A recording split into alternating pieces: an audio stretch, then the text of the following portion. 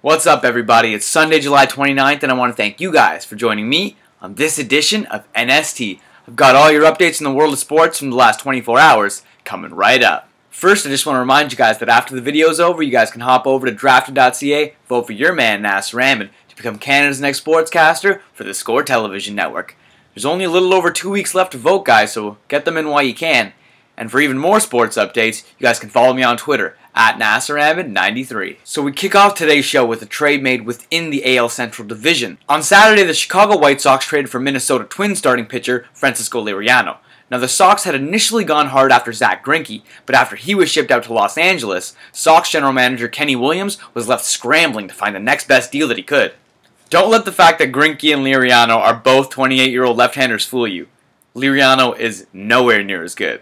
In Liriano, the Sox are getting a pitcher with a 3-10 record and an ERA over 5.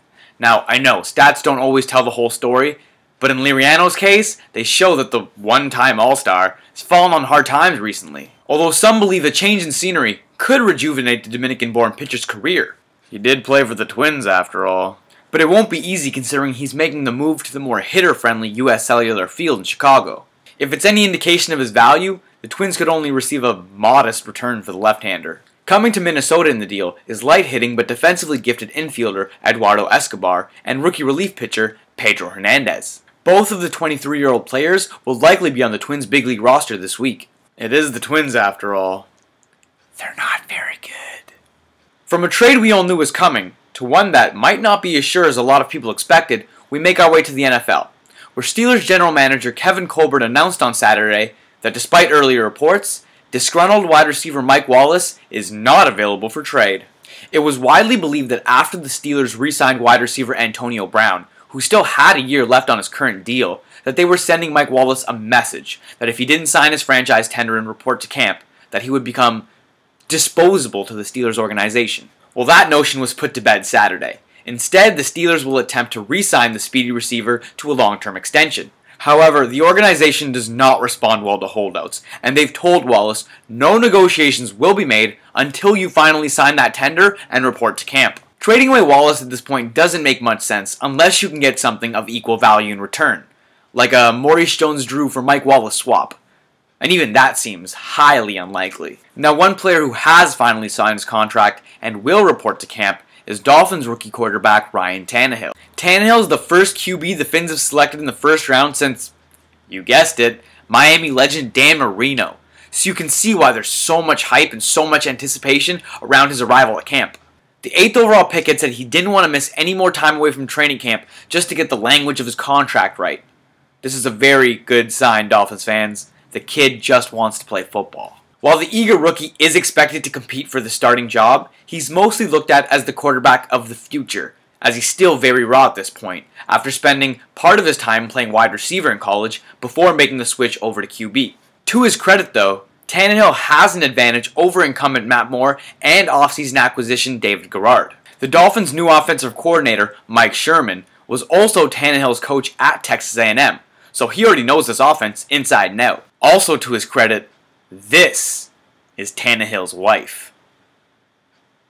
Go Dolphins. From Texas A&M to another major SEC school, this time we focus on college hoops. If you watched any NCAA basketball last season and you watched Anthony Davis and company play, then you pretty much knew the Kentucky Wildcats were a lock to win the NCAA tournament. Now, most of the credit can go to the top 5 starters who all turned pro this past year, or Coach Calipari, but they're not the only ones with rings to show for that 8-point victory over the Kansas Jayhawks. Back in 2010, Canadian rapper and huge Wildcats basketball fan Drake stopped by the Kentucky locker room after an NCAA tournament win to congratulate them. While giving a concert in Lexington this year, Drake even invited members of the squad to join him on stage. I think it's fair to say that Drake likes his Kentucky hoops, and I think we can say the feeling's mutual, as this photo recently appeared on the Toronto native's Instagram. That's badass. I guess Ashley Judd may have some competition for the title of Kentucky Wildcats superfan.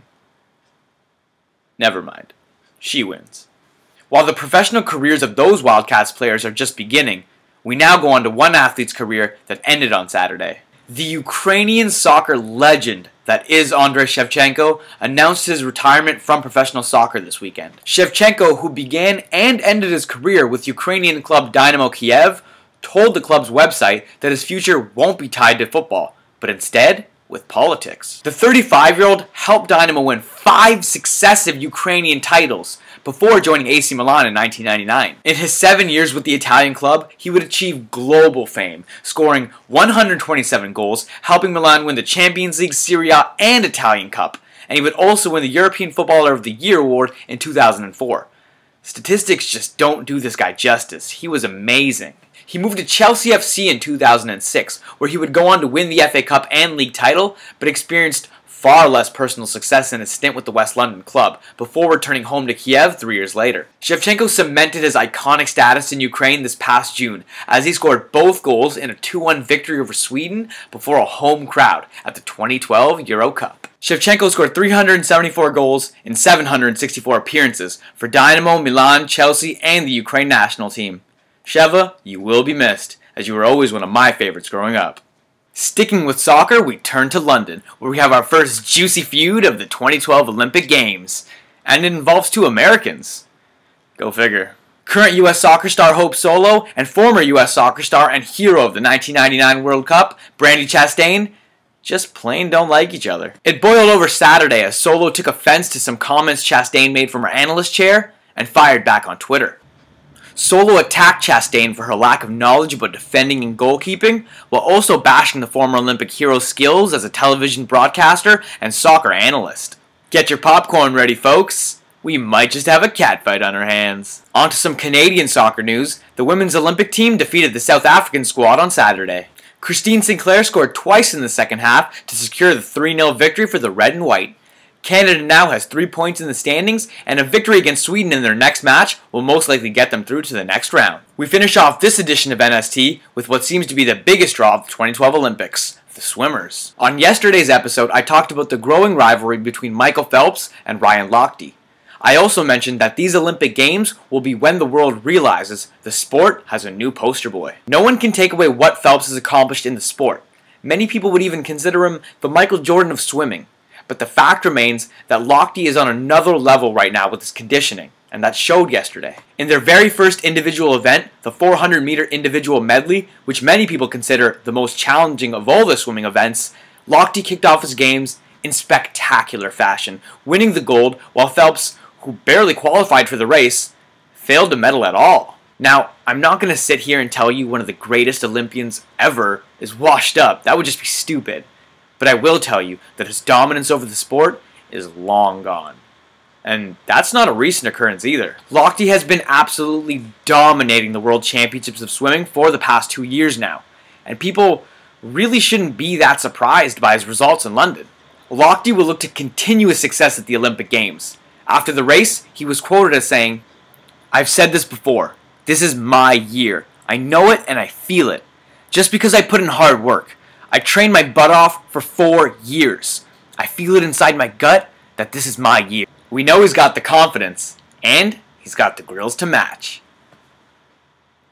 Well, that does it for this edition of Nasr Sports Talk. I want to thank you guys once again for tuning in. I also want to remind you guys to hop on over to drafted.ca, vote for your man Nasr Ahmed to become Canada's next sportscaster for the Score Television Network. And if you guys have any questions at home you want me to answer, or any sports topics you just want me to talk about on my show, feel free to tweet me at Nasr Ahmed 93. Make sure you guys tune in tomorrow for Monday's edition of NST.